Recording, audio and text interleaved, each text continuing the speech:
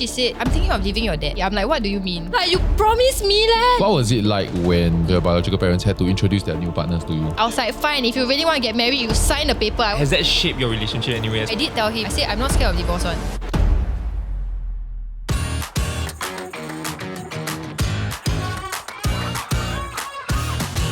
Today we're diving into a topic that I think hits home. I think on the last 3 years, right, we've spoken very extensively about love, about marriage, but it's been 3 years since we actually spoken about divorce, which does happen, and I think it's worthwhile talking about. So today we have with us today a content creator that you know and love. By the way, your mom is super funny. Thank you. But she is also been very open about having divorced parents, being a child divorced parents. So we're going to hear about her personal story about growing up with divorced parents, how it shaped her, the lessons she carries into her own marriage. Please welcome Pam. Yay! Welcome to the show. Thank you. It's a lot more warm here than when I first came in. You all were just like, Oh, It was the... Thank you. So this is fake, yeah. This is just for the camera. I want to say currently it's 10 a.m. in the morning. I haven't warmed up yet. Honestly, it was the nervous energy of like, do you remember us? Do you remember working here? What do you mean? Or maybe she hated her time here. Yeah. It's like, oh my gosh. Only money can bring me back to this place again. So glad that we got that out of the way. It's very genuine. You also told us off camera, is this your first podcast? Yes, it is.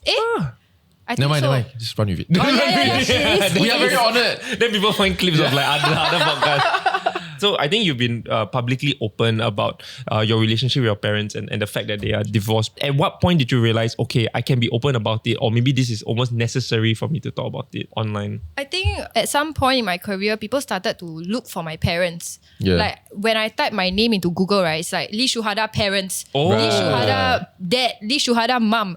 Then I was like, wow, this is like, why are you looking for my parents? It's quite weird, you know. Yeah, I've done that before. But the for her. reason why I did it is because to me, you didn't look very Chinese or very Malay. But then you can speak some Chinese. So like to viewers, like very confusing. Are you Chinese? Are you Malay? Then they want to see like, oh, is it mixed parents? Yeah. So I get that. And I understand that.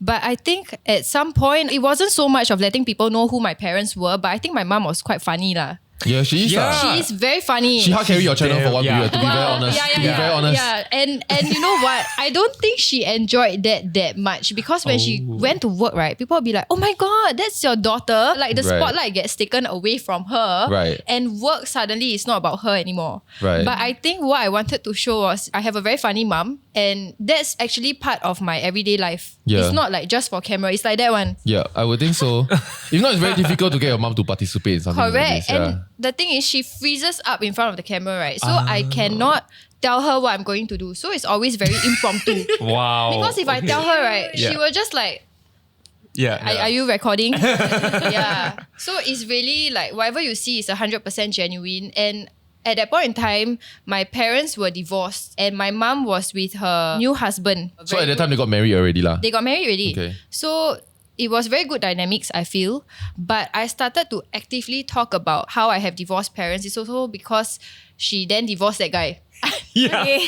So I just wanted to let people know that I am not like a part of that guy's family anymore. Yeah, right. Just in case, you know, people see him outside. Yeah, like for example, if he's dating someone else, then people will start taking pictures. Yeah, and correct. yeah. Because I feel like as much as people don't need to know so much things, right? But they also need to know the bare minimum lah. Your relationship is so close, right? Does she like talk through these heartbreaks with you? Yes, but of course, it's not to the point where it's trauma dumping. Yeah. Because at the end of the day, we are still parent and child, right? I feel like there needs to be that boundary. So of course, there are moments where I personally don't have the bandwidth to listen to what's going on. Yeah. So I will then just do my own work lah. But when I have the time to, we can talk like friends. And it's not just her who wants to tell me all these things. I also want to know. Yeah. For my biological parents, this happened when I was 12. So I was in P6. Right. Wow. And I had just finished my last PSLE paper. Okay. So that time we were staying at Toa Payoh. And I remember we were walking around. Your address always very important. You always like find a way to bring up your where Okay, you live. you have to understand that my memories are tied to the places that I've lived at. Yeah. She come in and she ran about issue non-stop. Come on. So when I was done my PSLE, I remember we were walking around Toa Payoh near the MRT station. And she That's started. why it's important lah. It's important. I must give you the setting. Yeah, drinking water only. Then she looked at me and she was like, are you done with PSLE? I'm like, what do you mean? You literally picked me up from school. What do you mean? I am done with PSLE. Of course, I wasn't that sassy lah, but I was like, where is this going, right? Then she was like, okay, because I need to talk to you about something. I was like, oh, what is it? And she said, I'm thinking of leaving your dad. I mean, she told you at a quite early stage. It's not like we've already filed. No, haven't yet. Wow. Really, like, she had the intentions to. She thought it through. And she was like, okay, she needs to let me know. And I was like, oh, why? Like, I wasn't crying or I was just like, why? Because I love to ask her why. Right. So she was like, I just feel he isn't being a good husband. And I was like, okay, you say husband. So if he's not a good husband, he can still be a good father. Then okay lah. Then she was like, how do you feel about that? Your mom following some guidebook, but you are not giving her model answers. Then she like damn lost. Then I was like, I think it's fine lah. I mean, you know, because if you all were to split, right, it doesn't mean my relationship with him ends also what? Yeah. I can still have a dad and a mom, just that you guys are not together lah, you know, just because he's not a good husband. Wow, at 12 years old. Right. I also quite amazed. I don't know where that came from, you know. Yeah. But I wasn't like sad or what. But I was more like, you know, if you know what you want, go for it lah. Because I can tell that she's a good mom. Yeah. And my dad also, like, he gives me what I asked for lah. Decent father. He's a good father, in fact. I wouldn't say that he's like worse than my mom or what. I think they are both very good parents. Just that I think their relationship wasn't meant to be. And it just wouldn't work out. No matter how they try, but they both wanted to be parents to me. Okay. Right. And I could tell that because there was, while growing up, right, not once did I feel unwanted. And I'm very fortunate and blessed because I know of friends who had divorced parents and it wasn't the same case for them. Yeah. But for me, I never had to question like, oh, my dad want me or not, my mother want me or not. But did they also ask you like, who do you want to stay Oh no. I mean, both of them knew that I was closer to my mom. So it was like nobody fought for custody or what. It was very natural that I just went with my mom. Okay. But I was still visiting my dad. I didn't grow up with any emotional baggages from my parents. You feel like leading up to even your mom breaking the subject to you, right? You saw it coming? No, they weren't fighting leh. There wasn't any fights. But I can just tell that both were not very happy with each other. Yeah. And as a kid, right, I realized that children are very smart because we observe a lot. Yep. Yeah. We don't necessarily say it out, but we observe a lot. And I think I had all these observations, right? And I was just like, yeah, I think if they can be happier, that's all that matters. So I did ask my mom, is it because of me? Like, are you all intending to divorce because of me? No, I just wanted to like make sure that it's not my problem, you know. Yeah. And then she was like, no, it's not because of you. It's really because I cannot tahan anymore. Yeah. Then I was like, oh, okay. If it's not my tai chi, then am I? You do you. So when I saw that progress in their divorce, right, of course there were a lot of emotions. Yeah. Nobody's gonna look super excited to get divorced lah. I mean, if you have a kid together and all that. Yeah. But I didn't have to deal with the why your mother like that, why your father like that. They never make each other look bad in front of you. Yes. Wow. Of course, eventually I knew what happened, but nobody stopped me from seeing like the other person or whatever. Right. And I didn't need to have an opinion on things because I'm very well aware that this is your marriage. Yeah. I don't need to take a stand unless it's something that I really cannot stand for. Yeah. And even now, right? So now their relationship is, I think, maybe on like friends level. They don't catch up a lot. But when we have birthdays, including my dad's birthday, he will invite my mom, you know. Right. Wow. And funny story, I was so worried that my parents would be so lonely and I will have to be like their main emotional support, right? So eventually my mom found someone and my dad found someone, right? The person that my dad found, I love that woman. She's gone, by the way, but I loved her. She had the same birth date and birth year as my mom. And I was like, I told my dad, you have a type Yeah. To the same Like, year, right? Apparently. The same year. Yeah, it's same year, wild. same birth date. It's just so strange. Right. How does that happen? Same year The personality same or not? Now we can properly look at horoscope, right? Yeah. Personality is different. Bullshit. It's not the same. It's very different. But I mean, I could tell that he was a lot more happier with her than with my mom. When I saw all this happen, leading up to my teens, like maybe 17, 18 years old, I started to feel like, yeah, it's true, like divorce isn't a bad thing. Yeah. You know, sometimes you're just meant to be with someone else. And I can tell my dad was like a lot more calm, a lot more happier, and a lot more contented. And it was like such a nice thing to see lah, because I grew up seeing him like very stressed guy. What was it like when your parents had, both of your biological parents had to introduce their new partners to you? Were they nervous? Were you nervous? Did they make a whole show of it? They didn't make a whole show of it. For my dad, I wanted to see his new girlfriend. Yeah. I really wanted to see her because the way he was describing her, I was like, I need to see her. No, but how did he even tell you? He just say, I'm renting house with this person, and then I'm like, oh, okay. So I met her for dinner, and she's really very sweet.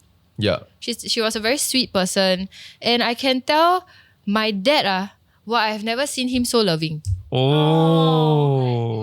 I didn't even feel jealous, This is the kind of relationship where it's just meant to happen. Yeah. How about your mom? For my mom, I was a bit more protective. Because I'm a lot more closer to her in terms of proximity because I was living with her, right? Yeah. And I'm so used to being her main focus of attention. Yep. Because whatever happens, she's always involved in my schoolwork, in my life. She knows all my friends. And we were so tight. So when I felt like, man, I have to share that with another guy, Right. I was pissed off. I was so pissed off, right?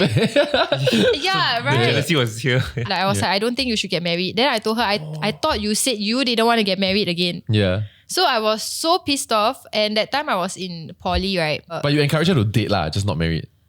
I don't think I even wanted her to date. The double standard. I was like, okay, the vibe she gave me was she always looked so happy to be single and living life again. Right. And I was living for that. I was like, you do you. I'm happy for you. Go and like conquer the world. Do whatever you want. I'm here to support you. So when I found out that she might be seeing someone, I was like, girl, this was not what we talked about. But she wants love also. Yeah, so this was where I got so pissed off. And in my poly, we were having applications for an overseas trip, a 1-month trip. I was like, fine, if you really want to get married, you sign a paper. I want to go overseas. So I left for like 1 month. I was so pissed off. Were you really though? Are you like I was really pissed off. I was so pissed off. I was like, you promised me that you wouldn't get married, you wouldn't date. And then now out of nowhere, you're thinking about this guy, you're going out with this guy until I will ask her, are you going on a date? And then she'll be like, no, I'm just going to meet him. Then I'm like, why? Wow. Meanwhile, with your dad, it's like, hey, can I meet her? Oh my god, let's wait at the bus stop for her. I wanted to protect her. Yeah. I was like, no, I completely see that. You already just got out of one. Yeah.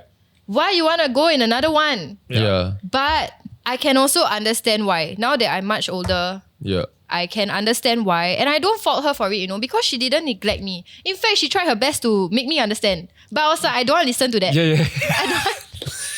I think maybe I was just like 17 and rebellious. Yeah. And No, but let's take a step back. So with this mindset, right, how did you even meet that guy? That guy, I think he didn't have much of a choice because once my mom got married to him, it would mean that we live in the same house, right? I don't think he had a choice. But after a while, when I came back from that 1 month trip, and then I saw how he might be concerned about my mom because my mom was concerned about me. It affects him. So in a way, he's also trying to make sure that I'm okay so that my mom doesn't get worried. When I saw that, I was like, okay, I should give this guy a chance because if it matters to my mom, then it should matter to me, ma. So I did give him a chance, and eventually our relationship was quite close. But seeing my mom, she really is an adult living life for the first time. Yeah. Honestly, hats off to her, man. Like the way that she deals with things, right? The strength, I don't think I have that. Yeah. It's really another level of strength that I think people only have when they've been through a lot. Yeah. So I think right now, I'm happy that she's focusing on herself and she's doing great by herself. But I told her, if I see a third one, I'm going to make sure I QC this guy. He deserves happiness. I need to QC this guy. Yes, but give him a chance. No, I can, I can always give him a chance, but I got my criteria already. Okay. Yeah. So if you want to date my mom, right, if anybody's interested, like you need to go through me first. Yeah. Seeing what your parents went through with the first divorce and your mom with the second divorce, like has that shaped your relationship anyway, especially your marriage now? I don't think it has shaped my marriage a lot. But I think it has made me a bit more hyper independent, I have to be honest. Because how I saw my mom was she was very independent. Right. Like when she was going through her divorce and all that, she didn't rely on me for help ma. She went through all this on her own ma. Yeah. So I learned that actually being independent is a good thing. So now I'm starting to be aware that I'm very hyper independent. I like to get things done by myself. Yeah. And how I'm trying to cope with it is I'm trying to depend on my partner a bit more. Yeah. Because it's not that he cannot do things. It's just I'm so used to, okay, I can also do things on my own. Yeah. But in terms of divorce, right, I don't see divorce as something I would really like avoid, throw up if anybody brings up divorce. But I think I have accepted that it can be a part of your life. Just like marriage ma. Divorce happens also what? It's quite common and it's more common than we think. Yeah. But of course, nobody gets married with the intention of getting a divorce. Yeah. Just that if it happens to anybody I know or even to myself, I wouldn't like shun the idea of it because I do understand that sometimes it's a necessity. So do you mean to say that because you have grown up seeing that marriage is not very necessarily permanent at all, you feel the need to always be good enough for yourself in totality? Yes. And so you are now trying to lean on your husband? Yes. Because I do lean on him, right? But I realize it's not as much as I think I am. Like I don't lean on him as much as I think I do. Yeah. It's not just that, it extends to work. So I was on shoot, right? And I had to do a few things on shoot with like a partner on set, right? And I was just doing everything. I didn't give any work to my partner because I was like, oh, it's okay lah, I can do lah. It's okay, I can do. It's not that I don't want him to do Yeah. And I will just thank Yeah. Right. But then it gets very tiring ma. Because if I were to do that every day, then when am I gonna burn out, Yeah. So I am trying to like take notice of it and be more aware of it and try to lean on my partner a bit more. Yeah. Because it's not like he's not trying. It's just that it's ingrained in me already and I'm just naturally like that now. It does feel like when I hear you talking about like your mom being such a strong person, right? Especially after her first divorce, that she didn't want you to worry about her. She also wants you to feel like she's okay.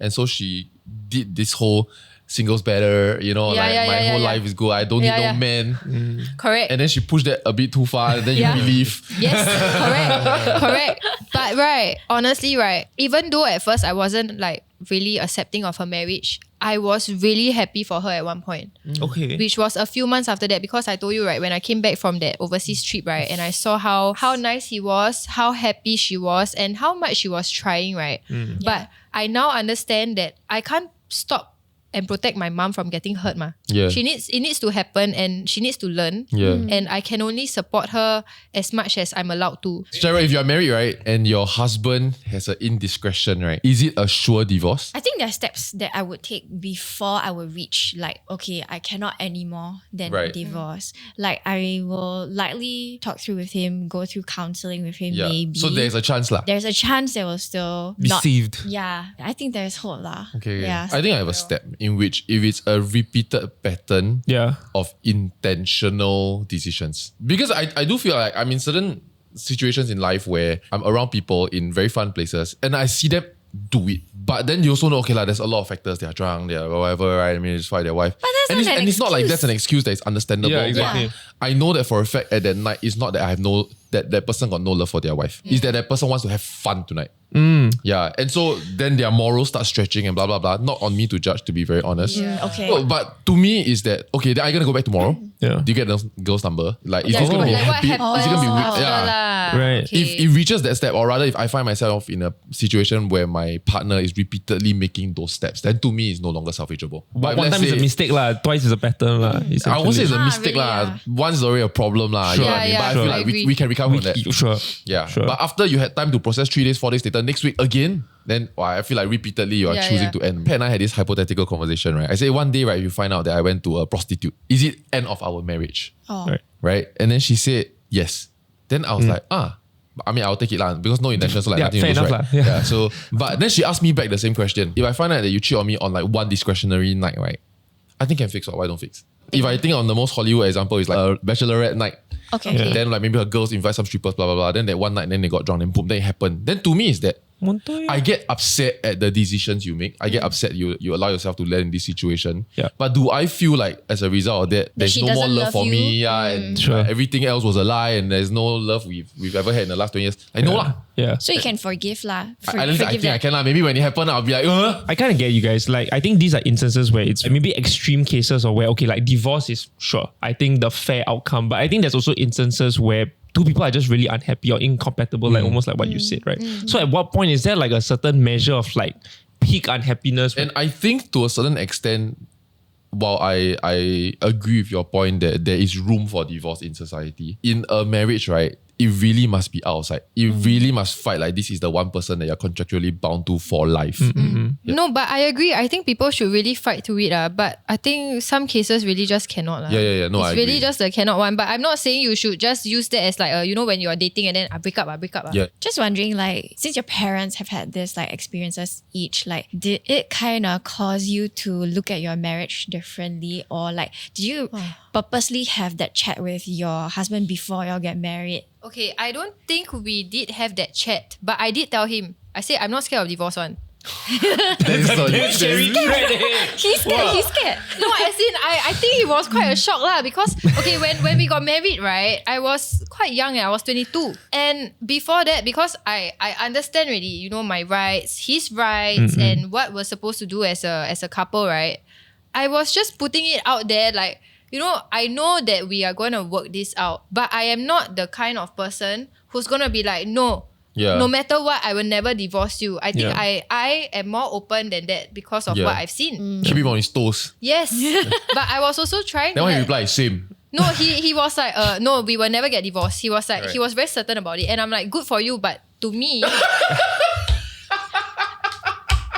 You have to understand, he wanted to marry me like 1 month after meeting me. I was like, but I was just letting him know because I don't want him to think like I'm really the kind of person who will tahan things just to stay in a marriage. I won't stand for any form of abuse lah. Correct. Yeah. But did you also have to opposite way like reassure him that like I won't? Of course have. This part you won't say.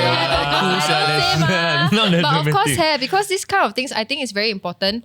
And I also agree. Divorce the term cannot bring up when angry or what because when you're angry you say a lot of things. Yeah, but and then you both think ego charged up. Correct. But then when you think back, you don't mean it. You don't mean it, correct. Yeah. So we also try not to do that. Dude, I have a friend, right, that like they've agreed that they will divorce already, right? And it was so painful and they were young because it was, they were very young lah.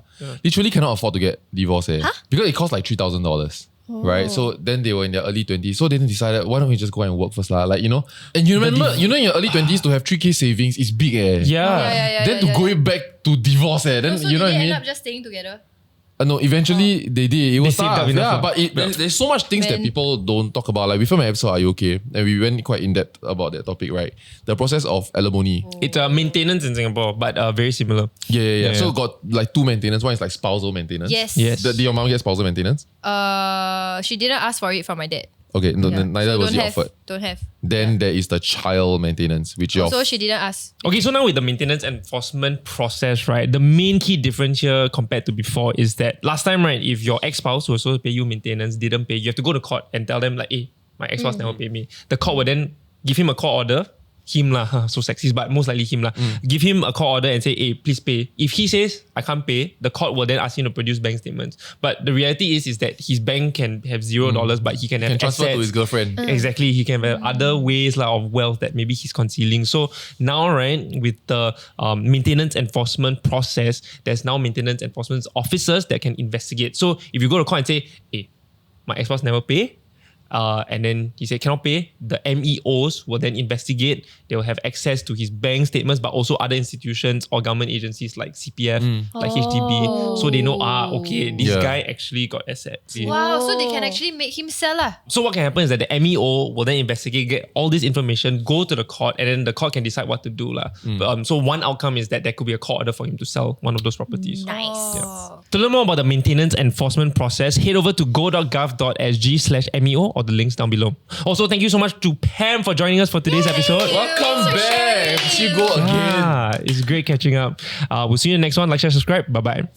He was like, there's a few girls at my workplace and they keep sending me cakes. Then I was like, why? Then he's like me lor. Then they send me cakes. So cute. Got one day I had so many cakes in the fridge. I don't know which one to eat first. Then I was like, okay. Just to give you a note, my dad is 69 this year. Wow. His generation, like I think give cakes is a very sweet thing. Like. I mean, it's lah. Until now. Still Now is, it's No, like- but if somebody gives me a cake every single day, Yeah. I would flip. I'll be like, fair enough. But if you like that person damn good looking, then we're like, okay. okay lah, maybe I lah. like strawberry. How you know?